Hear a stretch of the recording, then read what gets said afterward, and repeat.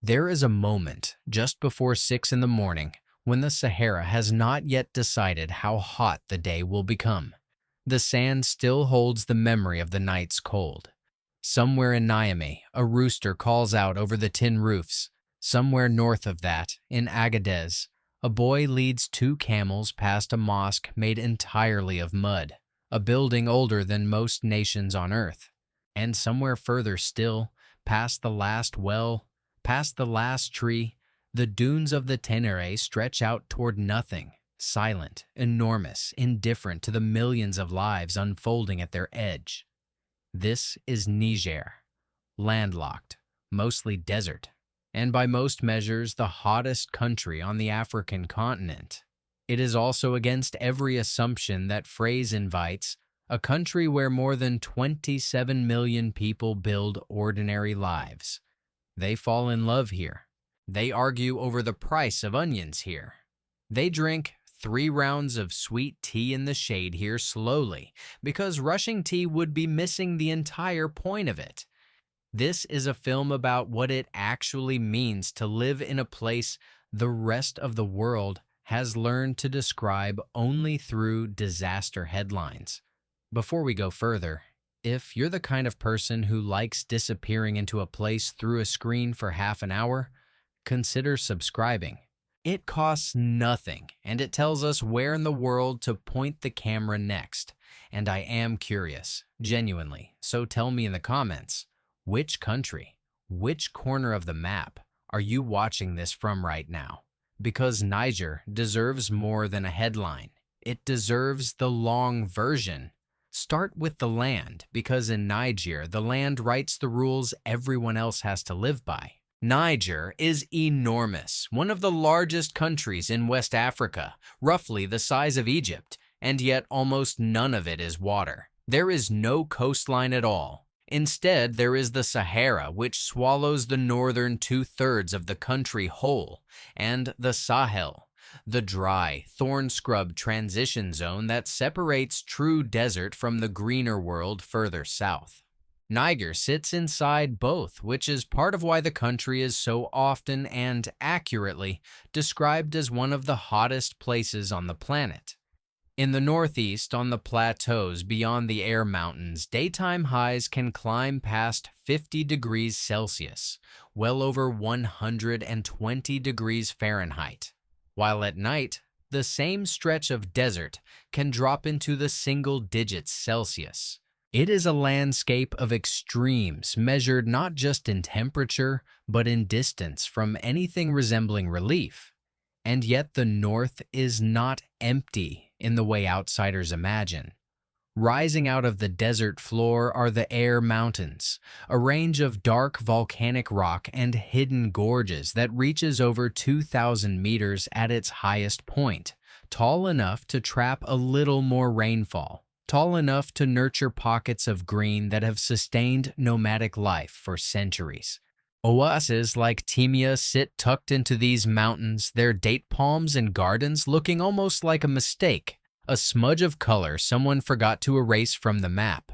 Further east, near the town of Bilma, the Tenere Desert takes over entirely, one of the driest, most sun-scorched expanses on the planet, where annual rainfall can be measured in single millimeters rather than centimeters. Then there is the Niger River, and it is impossible to overstate what this river means to the country that borrowed its name. It only clips the southwestern corner of the nation, flowing a few hundred kilometers through Niamey and the surrounding region. But that ribbon of water is the difference between a country of pure desert and a country capable of feeding itself, at least in part. It is one of Africa's great rivers, and along its banks, rice paddies and vegetable gardens push back against the aridity that dominates everywhere else. Between the two extremes, the Sahara in the north and the river valley in the southwest, lies the Sahel proper, a belt of thin soil, seasonal grass, scattered acacia trees, and villages that live and die by a single short rainy season each year, one that typically arrives in summer and can vanish again within weeks. Climate here is not a backdrop. It is the main character. From November to March, the country enters its cooler, drier season, when the Harmattan wind sweeps down from the Sahara, carrying fine dust that turns the sky hazy gold and occasionally reduces visibility to almost nothing. Then, as the year turns toward its hottest months, temperatures climb relentlessly until the rains finally arrive, usually between June and September. And briefly, gratefully, the Sahel turns green.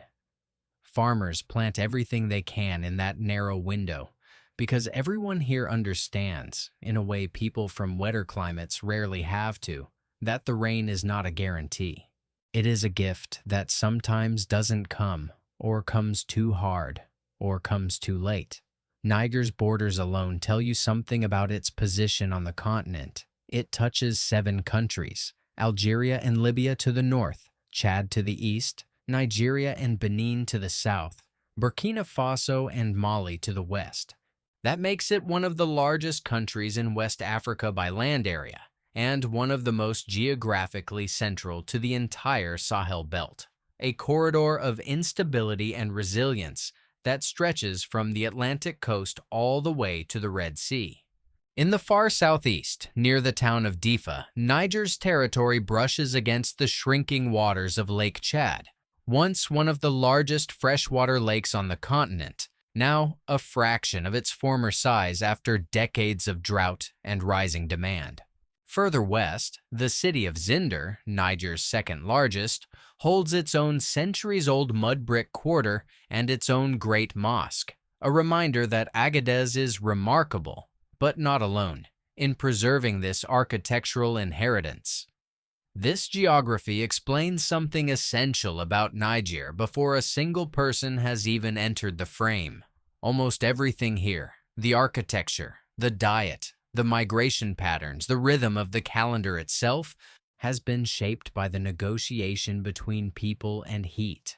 Living in Niger does not mean fighting the desert. It means learning to move with it. So, what does a day actually look like here? Picture Niamey first, the capital, a sprawling low-rise city of well over 1 million people, spread along the banks of the river. Mornings begin early, before the sun turns punishing, with the call to prayer drifting over neighborhoods of sandy streets and walled compounds.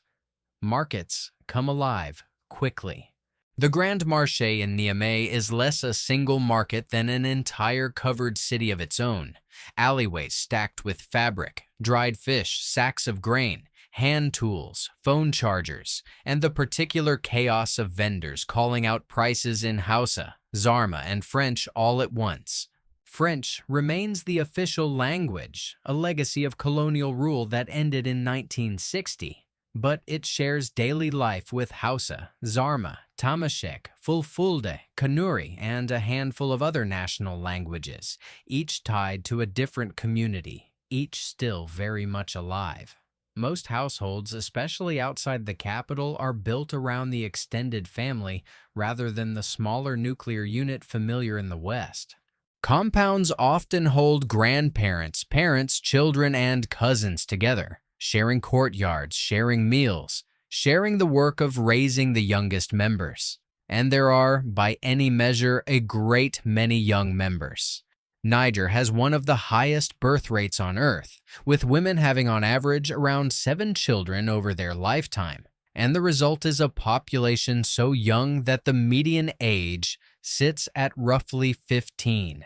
Walk through almost any neighborhood, and children outnumber adults by a wide margin. It is, quite literally, one of the youngest countries in the world in the most demographic sense of the word. Food follows the logic of the land. Millet is the true staple, the grain that survives where almost nothing else will, pounded by hand into flour and cooked into a thick paste that's then covered in a vegetable or peanut-based sauce, sometimes with small pieces of meat folded in. Rice, by contrast, is treated almost as a luxury, grown mainly in the fertile strip along the Niger River and reserved for celebrations, naming ceremonies, weddings, and religious holidays. Meat, too, tends to be a special occasion food rather than a daily one, usually goat or sheep, grilled over open coals and shared out among the family. In the northern Tuareg communities, milk from goats and camels plays a bigger role, sometimes blended with pounded millet and dates into a filling, energy-dense drink, built for people who might be walking for days between wells. And then there is tea.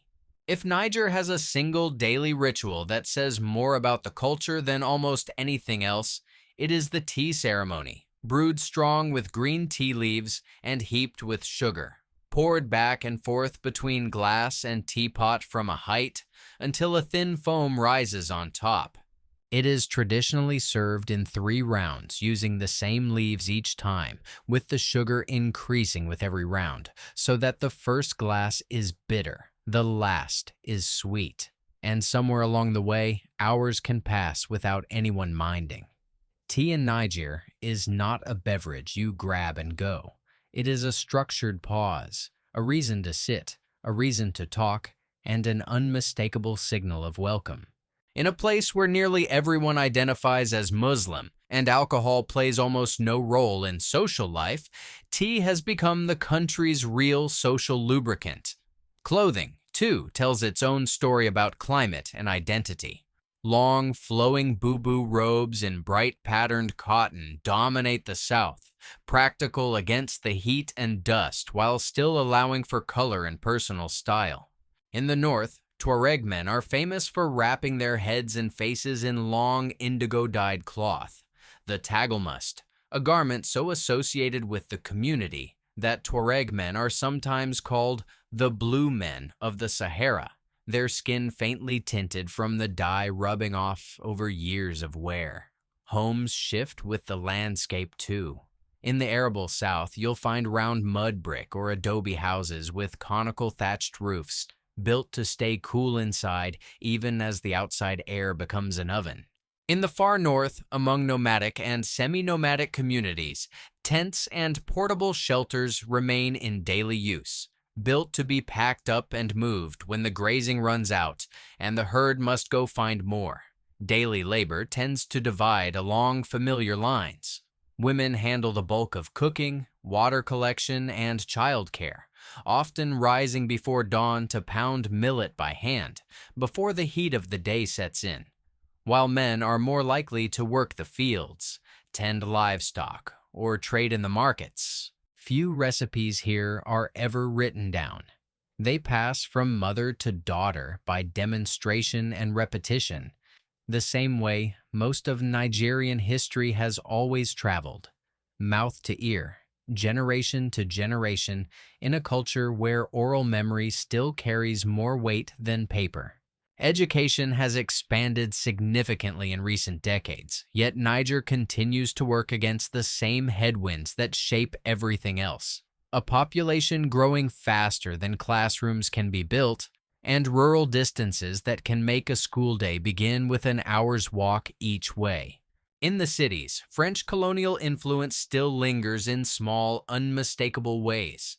The baguette sold each morning by street vendors in Niamey being perhaps the most visible holdover from decades of French rule that ended only in 1960. None of this is static or museum-like. Niamey today has cyber cafes, motorcycle taxis weaving between donkey carts, mobile money transfers, and a growing population of young people glued to smartphones just like anywhere else. Tradition and modern daily survival exist side by side here, not as some quaint contrast for a camera, but because that is simply what adaptation over generations looks like in practice. If there is one idea that threads through nearly every layer of life in Niger, it is something the Hausa, the country's largest ethnic group, call Zumunchi. It roughly translates to kinship, but that undersells it. Zumunchi is the entire social contract, an obligation of mutual support that runs through extended families, neighborhoods, and entire communities. It's the reason a household with almost nothing will still find a way to feed a stranger who arrives at mealtime. It's the reason children are frequently raised collectively, passed between aunts, grandmothers, and family friends, so that no single household bears the weight of scarcity alone. It's the invisible infrastructure that has allowed people to survive one of the harshest climates on the planet without the kind of formal safety nets that wealthier nations take for granted. Ask almost anyone here what holds Nigerian society together, and eventually, in one language or another, you will hear some version of this same idea. We take care of each other, because out here, no one survives entirely alone. That single idea helps explain why hospitality in Niger isn't performative, it's structural. And it also explains something you'll notice quickly if you spend real time in this country: the astonishing ethnic diversity that somehow still functions as one nation. More than half the population is Hausa, farmers and traders concentrated across the fertile south, historically organized around powerful city-states that once controlled trans-Saharan trade routes. About a fifth are Zarma and Songhai, settled farming communities along the Niger River, distinct from the Hausa, but sharing much of the same agricultural rhythm. Roughly 1 in 9 Nigerians is Tuareg, historically nomadic pastoralists and traders of the Sahara, organized in clans, matrilineal in many of their customs, and instantly recognizable by their indigo dress. Add to this the Fulani cattle-herding pastoralists found across the Sahel, and the Kanuri in the southeast, and you have a country where the idea of a single unified culture would be almost meaningless, if not for that shared underlying instinct toward mutual obligation. This diversity has deep roots. Long before colonial borders were drawn across the map, the southern reaches of what is now Niger sat inside the orbit of some of West Africa's great historical powers. Hausa city-states built on trade and craft, the Songhai Empire that once controlled commerce along the Niger River, and the Kanem-Bornu influence pressing in from the east. The north, meanwhile, remained the domain of the Tuareg, whose caravans linked the Sahara's salt and gold routes to cities as far away as the Mediterranean coast. That history still hums beneath daily life today, carried forward through music as much as memory. Traditional instruments like the molo, a small lute, and the algaita, a piercing reed oboe played at festivals and weddings, provide the soundtrack for ceremonies that have barely changed shape in generations, even as young Nigerians increasingly layer their own contemporary sounds on top of them. Nowhere is this diversity more visible than at the Cure Salé, the Salt Cure Festival, held each September in the northern town of Ngal as the rainy season ends. Tuareg and Wadabe herders converge on the salt flats there to let their cattle and goats drink from mineral-rich water and pasture. But the gathering has become something much larger than animal husbandry. It's a reunion after months of dispersed, isolated herding, a place to trade news, renew friendships, and, most famously, for young Wadabe men to take part in the Garawol, an elaborate courtship dance in which they paint their faces, dress in ornate beadwork, and perform for hours to be judged quite openly by the women watching. It's one of the most striking displays of culture anywhere on the continent, and it exists almost entirely outside the gaze of mass tourism, tucked away in a country most of the world has simply never thought to look toward. And that lack of outside attention has, in some strange way, protected things. Agadez, the historic caravan city on the southern edge of the Sahara, still holds its 16th century Grand Mosque, built almost entirely of sun-dried mud brick, its pyramidal minaret rising 27 meters into the sky, the tallest mud brick structure of its kind anywhere on Earth. The old town around it, a UNESCO World Heritage Site, is a maze of narrow lanes and mud brick houses that has changed remarkably little since it served as a critical stop on trans-Saharan trade routes, carrying salt, gold, and goods between North and West Africa centuries ago. Climb the mosque's minaret at sunset, and the entire city unfolds beneath you in shades of ochre and rust. Camel markets still operating in the same spots they have for generations. This is a good moment to pause and say, if the scale of a place like this is pulling you in, hit subscribe now, because we're only about halfway through Niger's story, and the next part is where things get honest. Because it would be dishonest and frankly disrespectful to the people who actually live here to end this film on festivals and mud brick minarets without talking plainly about what daily life costs and what daily life risks for the average Nigerian. Start with the numbers that matter most. Niger consistently ranks among the poorest nations on earth by income, with a nominal GDP per capita of only a few $100s a year. Roughly half the population lives in extreme poverty. Around 80% of the workforce depends on agriculture, mostly small-scale subsistence farming, which means that a single bad rainy season, and this region has had many, can push entire communities from food insecurity into outright crisis. The same demographic youthfulness that gives the country its energy and its future workforce also strains everything else. Schools, clinics, and job markets that simply cannot expand as fast as the population does. Niger's population is projected to keep growing rapidly, doubling roughly every couple of decades at current rates, a pace that outstrips almost anywhere else on the planet.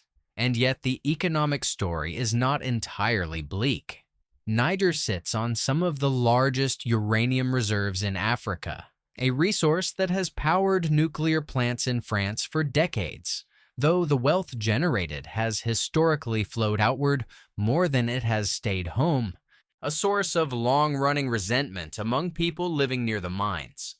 More recently, oil has entered the picture, with a new pipeline carrying Nigerian crude nearly 2,000 kilometers to the coast of Benin for export. And the World Bank has projected Niger could see some of the fastest economic growth on the continent in the coming years, driven largely by that oil. Whether that growth actually reaches ordinary households rather than staying concentrated at the top remains an open and closely watched question. Niger also carries a heavy debt burden, owed largely to China and international lenders, and a significant share of government revenue goes simply towards servicing that debt rather than funding schools, clinics, or roads. Since the 2023 coup, Western development aid, once a substantial part of the national budget, has declined sharply, leaving the government to lean harder on resource exports at exactly the moment the country can least afford volatility in commodity prices. The instability of recent years has also displaced a significant number of people. Hundreds of thousands of Nigerians have been forced from their homes by a combination of armed conflict, cross-border insecurity, and climate pressure, joined by refugees arriving from even more turbulent neighboring countries. Humanitarian organizations continue to identify millions of Nigerians as needing some form of assistance each year, a figure that reflects both the scale of the country's challenges and the fragility of a state trying to hold together services for a population expanding faster than almost any other on the planet. The political picture adds another layer of real difficulty. In July 2023, Niger's military seized power in a coup, detaining the elected president and installing a transitional government led by General Abdurrahmane Tiani. The regional bloc, ECOWAS, initially imposed severe sanctions, closing borders and freezing financial transactions, sanctions that pushed food prices sharply higher before they were eventually lifted the following year. Niger has since withdrawn from ECOWAS entirely, joining Mali and Burkina Faso, its fellow military-led neighbors, in a new regional alliance, while cutting long-standing security and military cooperation agreements with France and other Western partners. No clear timeline for a return to elected civilian government has been announced. For residents, this has meant living through genuine economic disruption, price shocks, and political uncertainty that ripple down into everyday decisions about what a family can afford to buy this month. Security remains a serious ongoing concern in parts of the country as well, particularly along the borders with Mali and Nigeria, where extremist armed groups operating across the wider Sahel region have carried out attacks and displaced hundreds of thousands of people from their homes. This is not a hidden fact, and it is not something a responsible account of Niger can gloss over.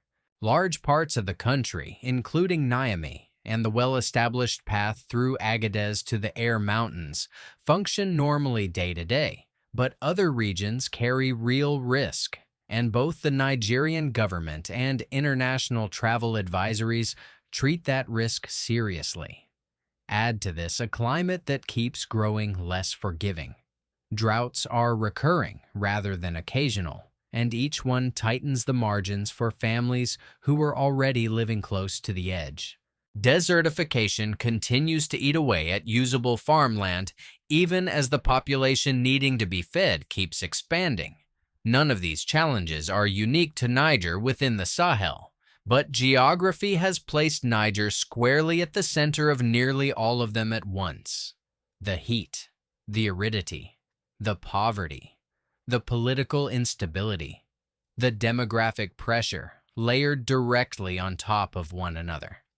And still, people build lives here, not despite these conditions in some simplistic, inspirational sense, but through generations of accumulated knowledge about how to survive them, which crops to plant and when, how to share resources across a wide network of kin, how to move a herd before a well runs dry, how to hold a wedding and feed 40 guests on a modest budget without anyone going hungry. This is what resilience actually looks like when you strip away the motivational poster version of the word. It's not glamorous. It's structural, communal, and deeply practical, refined over centuries because the alternative was simply not surviving. So, could you actually live here? It's worth asking honestly, without romance and without exaggeration in either direction. If you're picturing an easy life, this isn't it. The heat alone would test almost anyone raised in a temperate climate, months where the thermometer barely dips below body temperature even after dark. Infrastructure outside Niamey and a handful of other cities remains limited. Unreliable electricity, long distances between towns, healthcare systems stretched thin across a population growing faster than services can keep pace. Political uncertainty means the rules of daily administrative life can shift without much warning. These are not small obstacles, and anyone imagining a life here needs to reckon with them honestly, rather than through the soft focus of a travel montage. But if you're picturing a place empty of meaning, empty of warmth, empty of anything worth experiencing, that's just as wrong, maybe more wrong. This is a country where a stranger arriving at mealtime is fed as a matter of course, not exception. Where an entire town will gather for 3 days at the edge of the Sahara simply to celebrate rain finally reaching salt flats after months of drought and separation. Where a 500-year-old mosque built entirely from mud and river silt still calls the same families to prayer it called their great-great-grandparents. Where tea is never rushed because rushing it would defeat the entire point, which was never really about the tea. Ask a Nigerian what they'd want an outsider to understand, and poverty statistics rarely come up first. More often, it's something closer to pride pride in a mud brick mosque still standing after 5 centuries of wind, pride in a festival that draws nomads across hundreds of kilometers of open desert just to see old friends again. Pride in a family structure that has never once let a member go hungry alone while others had food to share. None of that erases the hardship. It simply sits alongside it, the way it does in most honest places, refusing to be reduced to a single headline. Niger will likely never top anyone's list of easy destinations, and it isn't trying to. What it offers instead is something rarer.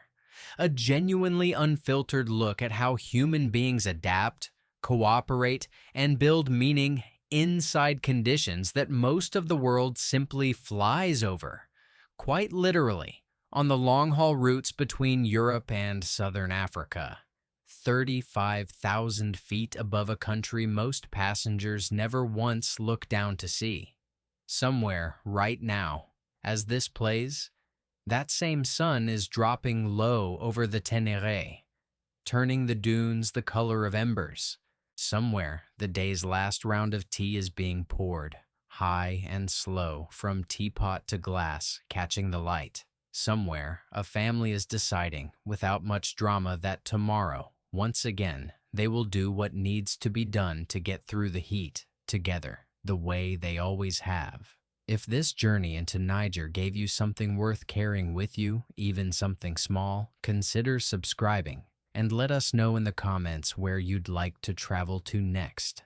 There is an entire world of places like this one, overlooked, misunderstood, and quietly extraordinary, and we intend to keep looking for them, one country at a time.